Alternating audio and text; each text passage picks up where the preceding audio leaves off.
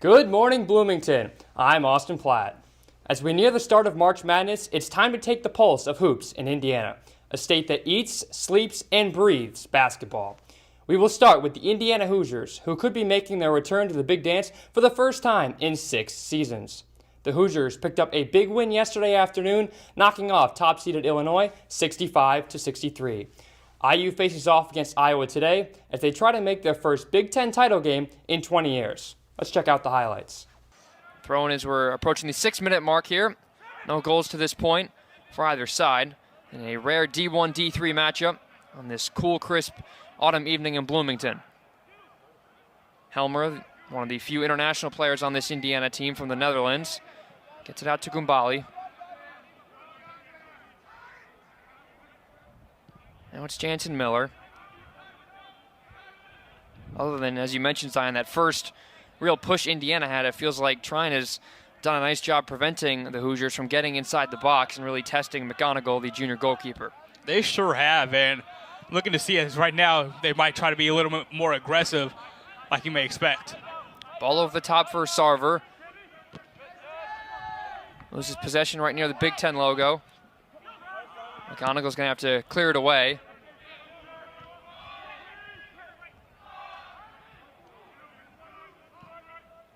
Thunder hold on to the ball. An attempted cross on the outside of the foot from Liam Zimmerman, the freshman defender from Clarkson, Michigan. Ends up in the feet of Pratt, who did not start that Tuesday match against Evansville. It was indeed J.T. Harms, the Duke transfer. Got just his 8th start of the season. And the goal he conceded, he came out of the box from about 30 yards out. As Nkosi Graham of Evansville ran right by him and passed it into the empty net to eliminate what was Tommy Mahalik's well-worked goal in the 3rd minute. And an assist from Ryan Wittenbrink in that Tuesday match. That's going to be an interesting storyline for the Hoosiers into Sunday, into conference tournament play and the NCAA tournament is who is going to be back in that box, because they have gone back and forth the entire season between Harms and Pratt, and it's a tricky situation, you know, coming off of Roman Celentano being one of the best keepers in the country. Now they're still trying to figure out who's the right guy for that spot going down the line. Pratt got the second 45 minutes in net of last year's match, is applying a little bit of pressure here on Jansen Miller.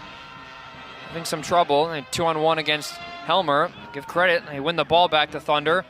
Back at the top of the box here, we could see a shot on goal here, and a great save from Brian Pratt to prevent the Thunder from going ahead, but a really good opportunity here for Trine, courtesy of Francesco Mazzi, the junior from Dearborn, Michigan, and what a stop from Pratt diving to his right. Mazzi, he did all he could on that one. That was a wonderful shot, placed in the corner. Short corner goes in, not quite getting a header on it, so much easier that time for Pratt. But if you're Todd Yeagley and co, you certainly have to be concerned with the fact that Trine, who only had one shot in all of last year's match, got a pretty good look on goal from just about 20 yards out. And you have to wonder if Yeagley kind of has a clock in his mind, like, hey, if we haven't scored by this mark of the game, maybe we're going to bring in some of our more experienced, the starters who we usually see out there. Of course, he'd love to be able to sit those guys for the majority of this match with a kind of an overload in terms of this week. Of course, as I mentioned, the rain, which postponed the Notre Dame match in the IU Credit Union Classic back on September the 3rd, pushed that match back, and which meant the Kentucky match, which Indiana lost last Saturday 3-0, and this match had to be moved back. So it creates a pretty busy week for Indiana. Here's a chance, but offside, flag goes up against Lucas Hummel, the sophomore from Missouri. Maryland looking to make some history. It's been 12 seasons since Indiana has been swept at home. As Ceruto shows bunt but pulls back against Jason Savacool, a guy whose family runs all about baseball. His brother plays baseball at Ithaca. His dad played ball at Wake Forest and Fairleigh Dickinson. He's working quickly up 0-2 on Ceruto, but he golfs that one into center field, and that is a leadoff hit for Pete. Breaking a bit of a slump. He was 3 for 26 before that at-bat, and that's a good sign for Indiana, knowing that their mainstay catcher and Matthew Ellis has been on the shelf for several weeks now. And important for Indiana to get that 8-hole hitter on. You're looking for production out of the bottom of the order if you're the Hoosiers. That way you can bring up the top of the order. Guys like Philip Glasser, like Devin Taylor, we saw hit a 3-run homer today. Those are the guys you want up with runners in scoring position. 0-1 to Jesse, who walked in the third.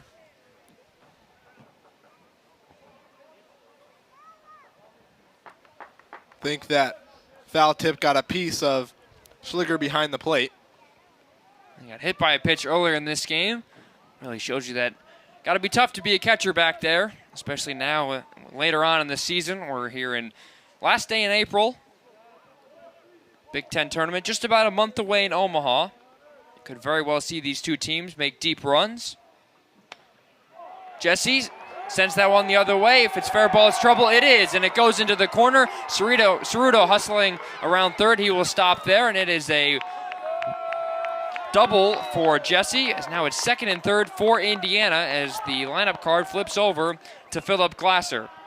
And I stated how important it was for Indiana to get production out of the bottom of the order. Now you've got the 8 and 9 hitters on, and they're on second and third base, and you've got Glasser, Whalen, and Taylor due up for Indiana. This needs to be a big inning for the Hoosiers. They have to, A, either chase Savakul out and force Rob Vaughn to go to the bullpen, go to one of those high-leverage relievers, or you have to really come back and maybe even take the lead for Indiana. Nonetheless, you need a big inning here. Second and third, good start for the Hoosiers here, and they have everything set up for Glasser, who fouls the first pitch off. To the left side will be a souvenir for somebody, and they'll have the opportunity to exchange it for a soft drink, as per protocol here at Bart Kaufman Field. Glasser's 1 for 2 in this game. Action in both bullpens. 0-1, misses low.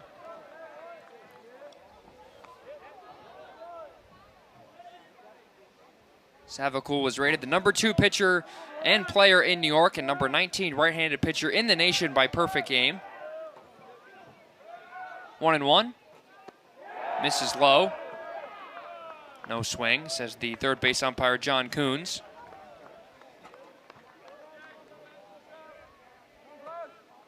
This is an Indiana team and an Indiana offense that's been relatively lifeless this series, and this is a big moment to try and inject some life. 2-1 misses outside. Do have an open base for Glasser. But you don't want to load the bases with nobody out if you're Savakul. It's a Maryland team this season. When leading after 4 innings, they're 21-2. And when they lead after 5, they're even better. They're 23-1.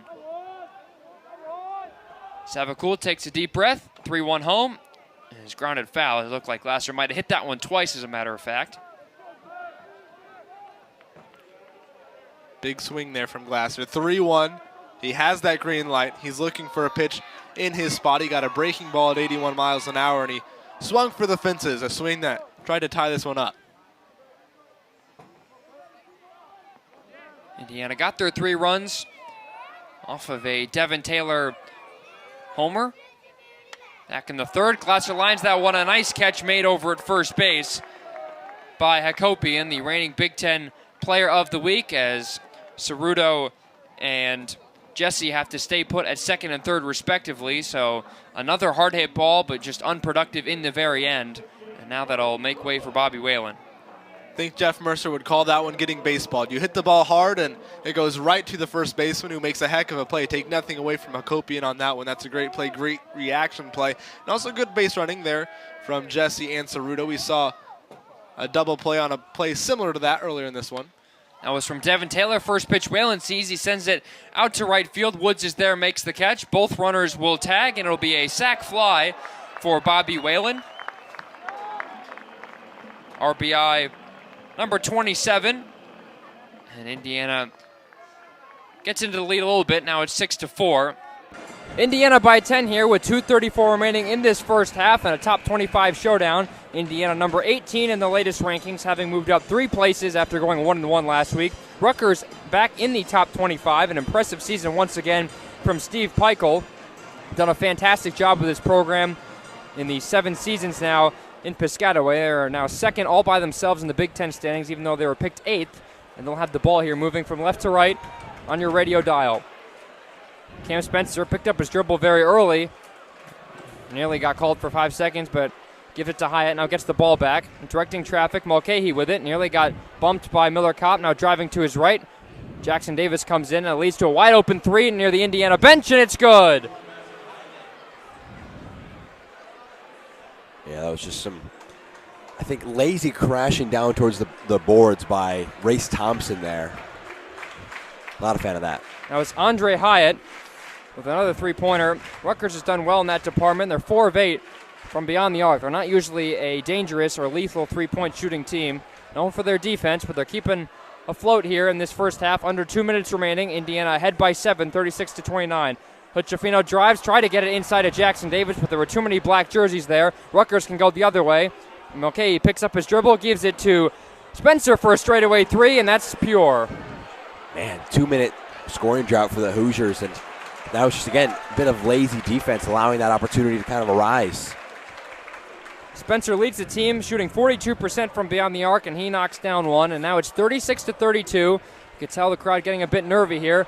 Thompson steps inside the line, and then a firm pass into the hands, or rather in and out of the hands of Trey Galloway. And that does not draw much applause from the Indiana student section, and that will immediately warrant Mike Woodson to go to his bench, and Renew will replace Race Thompson. Yeah, Miller Kopp was making a point that he's got to be more concerted with that pass. He almost kind of one-handed, maybe even no-looked it, trying to fire it to Galloway. Got a little too flashy with it. And Galloway just, his arms aren't that long. Galloway was open for a three right in front of the Scarlet Knight bench, so it's definitely one that Thompson's going to smack himself on the head for, even though he is wearing that nice headband of his.